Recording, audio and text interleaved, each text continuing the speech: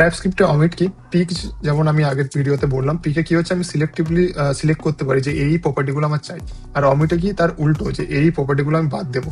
তো এখানে যখন পিক লিখেছি সেম আমি একটা টাইপ বানাচ্ছি, বাদ দিব, ওখানে আমি ইউজ করব অমিট।